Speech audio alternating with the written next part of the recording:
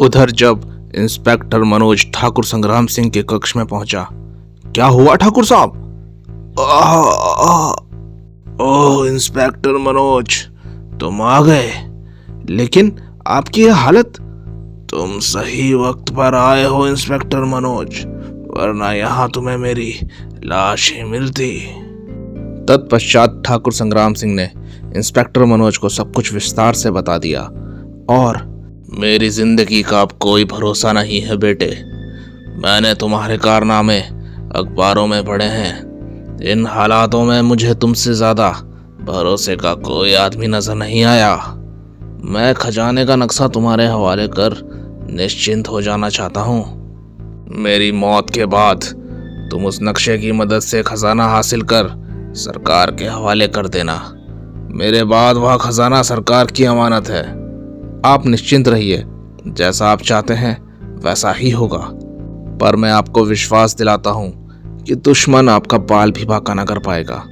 मैं उसे गिरफ्तार कर सलाखों के पीछे पहुंचा दूंगा। मुझे तुम्हारी काबिलियत पर जरा भी संदेह नहीं है। पर बेटे, अब मैं बूढ़ा हो चुका हूँ। कौन जाने सांसों की डोर कब टूट जाए और खजाने का नक्शा हवेली की दीवार में दफन होकर ही रह जाए।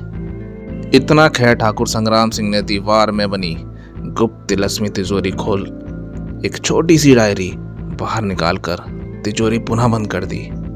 इस डायरी को संभाल कर रखना। इस डायरी का राज तुम्हारे सिवा किसी दूसरे को मालूम नहीं होना चाहिए। जी। इंस्पेक्टर मनोज ने डायरी का निरीक्षण किया और फिर डायरी अपनी जेब में रख दी। अब तुम निश्चिंत होकर मर सकते हो ठाकुर संग्राम सिंह। क्या मतलब? मतलब ये कि खजाने को हासिल करने के लिए मैं तुम्हारी मौत का इंतजार नहीं कर सकता। ओह, तुम भी? अगले ही पल ठाकुर संग्राम सिंह फर्श पर ढेर हो गया। जब इंस्पेक्टर मनोज को इत्मीनान हो गया कि संग्राम सिंह मर चुका है तो वह वहां से चल पड़ा। उधर हरिया अपने अज्ञात बॉस को बता रहा था, बॉस, इन मौके पर इंस्पेक्टर मनोज वहां आ गया और मुझे वहां से भागना पड़ा। इसका मतलब ठाकुर ने खजाने का राज इंस्पेक्टर मनोज पर जाहिर कर दिया होगा। हो सकता है खजाने का नक्शा भी उसने इंस्पेक्टर मनोज के हवाले कर दिया हो। अगर ऐसा हुआ तो हमें इसकी खबर तुरंत मिल जाएगी, क्योंकि हमारा एक आदमी अभी भी हवेली की निगरानी कर रहा है। अभी अज्ञात बॉस ने अपनी बात खत्म ही की थी कि तभी फोन की घंटी बज उठी।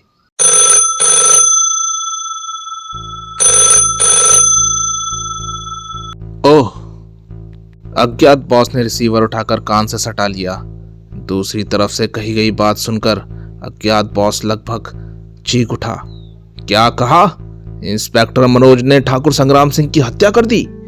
यही नहीं बॉस, अब खजाने के नक्शे वाली डायरी इंस्पेक्टर मनोज के कब्जे में है। इसका मतलब वह खजाना अकेला हड़पना चाहता है। लेकिन हम ऐसा नहीं होने देंगे जग्गा। तुम हमारी बात ध्यान से सुनो। तत्पश्चात अज्ञात बॉस जग्गा को आवश्यक हिदायतें देने लगा। उसी रात करीब 12 बजे डोरबेल की आवाज सुन इंस्पेक्टर मनोज की नींद टूट गई। इतनी रात गए कौन आ सकता है? वह उठा और कमरे से निकल मुख्य द्वार के निकट पहुंचा। कौन है? इंस्पेक्टर साहब, दरवाजा खोलिए, मेरी जान खतरे में है, प्लीज मुझे बचा लीजिए। जवाब देने वाले की आवाज बुरी तरह कांप रही थी। अतः इंस्पेक्टर मनोज ने फौरन दरवाजा खोल दिया। लेकिन जैसे ही दरवाजा खुला, फिर इससे पहले कि इंस्पेक्टर मनोज संभल पाता, तभी हरिया प्रकट हुआ और उसने बड़ी मुस्तैदी से इंस्पेक्टर मनोज को बंधनों में जकड़ दिया। कालिया, तुम? मैं जानता था तुम मुझे देखते ही पहचान लोगे। तुम्हें पहचानने में मैं कैसे गलती कर सकता हूं कालिया? पुलिस को काफी दिनों से तुम्हारी तलाश है। अब तुम्हारी भलाई इसी में है कि तुम अपने आप को कानून के हवाले कर दो। अपनी बकवास बंद करो और बताओ कि डायरी कहाँ है। कैसी डायरी? तुम अच्छी तरह जानते हो हम किस डायरी की बात कर रहे हैं। क्या बकते हो? मेरे पास कोई डायरी वायरी नहीं है। यह ऐसे नहीं बताएगा। तुम ठीक कहते हो जग्गा, दौलत चीज ही ऐसी होती है। आओ फ्लैट की तलाशी लेते हैं। फिर जग्गा और कालिया इंस्पेक्टर मनोज को वहीं बंधा छोड़ भीतरी भाग में दाखिल हो गए। उन्होंने फ्लैट का चप्पा चप्पा छान मारा, किंतु उन्हें डायरी नहीं मिली। अब क्या करे जग्गा, डायरी तो यहाँ मिली नहीं। लगता है उसने डायरी कहीं और छुपा रखी है, लेकिन वह डायरी का भेद आसानी से नहीं उगलेगा। फिर क्यों ना हम उसे अपने साथ ले चलें, बॉस उससे सब उगलवा लेगा। नहीं, बॉस की आज्ञा के बिना उसे साथ ले जाना उचित नहीं होगा। फिलहाल यहाँ से चलते हैं और बॉस को स्थिति से अवगत कराते हैं, फिर वह जैसा कहेगा वैसा करेंगे। कालिया को जग्गा की बात सही लगी, अतः वह तुरंत सहमत हो गया। फिर वो दोनों इंस्पेक्टर मनोज के फ्लैट से चल दिए। जग्गा और कालिया के जाने के बाद इंस्पेक्टर मनोज ने अपने आप को बंधनों से मुक्त कराने की भरसक कोशिश की, लेकिन जब उसे सफलता नहीं मिली तो उसने हताश हो आंखें मूंद ली। जल्द ही उसे नींद आ गई। उसकी नींद तब टूटी जब हवलदार ने उसे पकड़कर झकझोर दिया। हवलदार, तुम? सर, आप इस हालत में? आपकी यह दशा किसने की? यह मैं बाद में बताऊंगा, पहले मेरे बंधन खोलो। बंधन मुक्त होते ही इंस्पेक्टर मनोज ने हवलदार को रात की घटना के बारे में विस्तार से बताया। अगर तुम ना आते तो पता नहीं कब तक मुझे इसी हालत में पड़े रहना पड़ता। लेकिन सर, यह डायरी का क्या चक्कर है? यह तो मेरी समझ में नहीं आ रहा है। आखिर वो मुझसे कौन सी डायरी प्राप्त करना चाहते थे? तभी फोन की घंटी बज उठी।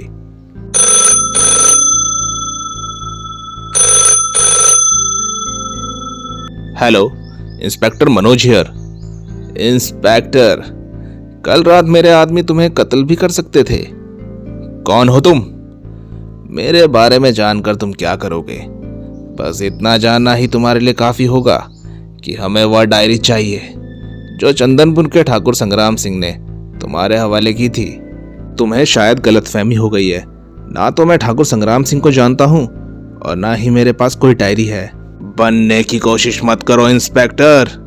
अगर तुम ठाकुर की हवेली में गड़ा खजाना अकेले ही अड़बने की सोच रहे हो तो ये ख्याल अपने दिल से निकाल दो।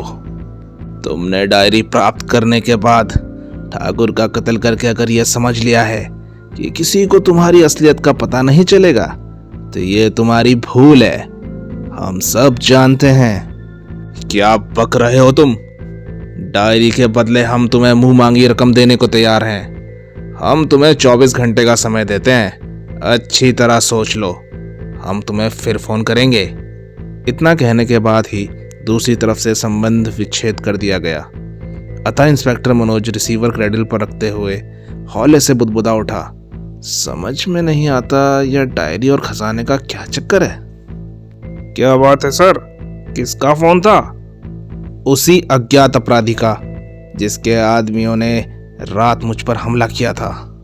तत्पश्चात इंस्पेक्टर मनोज ने हवलदार को फोन पर हुई बातचीत के बारे में विस्तार से बता दिया। पता नहीं यह ठाकुर संग्राम सिंह कौन है जिसकी हत्या का जिम्मेदार वह अपराधी मुझे ठहरा रहा है। अगर आपने आज का अखबार पढ़ा होता तो आपको अपने सवाल का जवाब मिल गया होता। आज के अखबार में चंदनपुर के ठाकुर संग्राम सिंह की रहस्यमय हत्या का समाचार छपा है। ओह, अब ठाकुर संग्राम सिंह के हत्यारे और डायरी के खजाने के रहस्य का पता लगाना मेरा नैतिक कर्तव्य हो गया है। हमें चंदनपुर चलना चाहिए। Yes sir.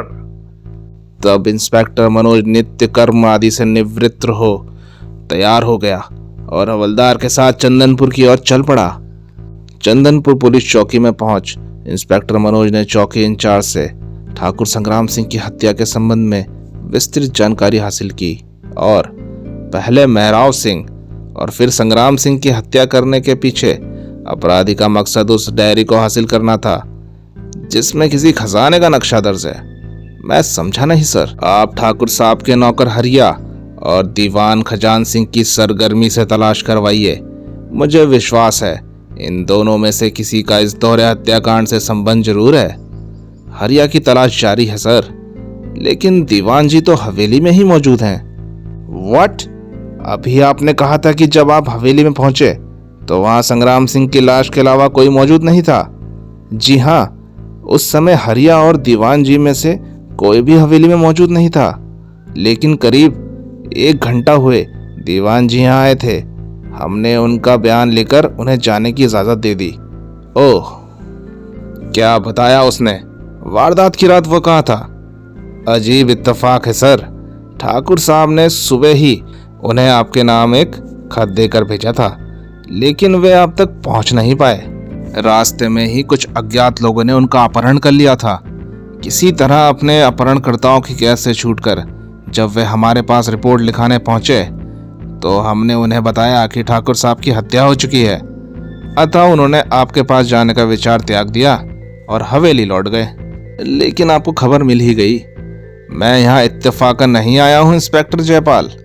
दरअसल जो अपराधी ठाकुर साहब से खजाने का नक्शा हासिल करने की फिराक में था, वह यहाँ समझता है कि नक्शे वाली डायरी मेरे कब्जे में है। फिर इंस्पेक्टर मनोज ने चौकी इंचार्ज को अपराधी द्वारा दी गई धमकी के बारे में बताया और दीवान खजान सिंह के बयान से साफ जाहिर है कि खजाने का नक्शा हासिल करने के लिए 2 दल प्रयत्नशील थे।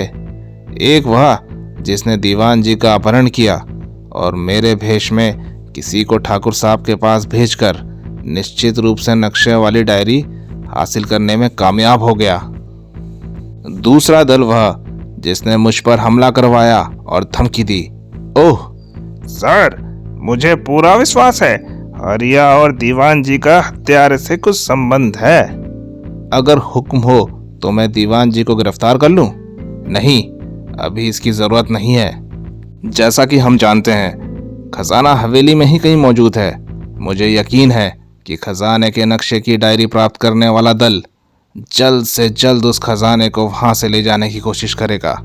बस उसी वक्त हम उसे दबोच लेंगे। ठीक है सर, मैं अभी हवेली की निगरानी पर अपने आदमी तैनात कर देता हूँ। नहीं जयपाल, हवेली की निगरानी मैं खुद करना चाहता हूँ। बस तुम हमारे ठहरने के लिए ऐसा स्थान की व्यवस्था कर दो जहाँ से हम हवेली पर नजर रख सकें। समझिए सर, प्रबंध हो गया। हवेली से कुछ दूरी पर मेरे अंकल का बंगला है जो खाली पड़ा है। चलिए, मैं आपको वहां पहुंचा देता हूं। गुड। तत्पश्चात जयपाल इंस्पेक्टर मनोज और हवलदार को साथ ले वहां से चल पड़ा। बंगले में पहुंच इंस्पेक्टर मनोज ने आसपास की स्थिति का निरीक्षण किया और हमें तुम्हारे अंकल का बंगला पसंद आया। थैंक यू सर, अब मुझे इजाजत दीजिए। और फिर जयपाल के जाने के थोड़ी ही देर बाद खाने पीने का सामान भी बंगले पर पहुंच गया।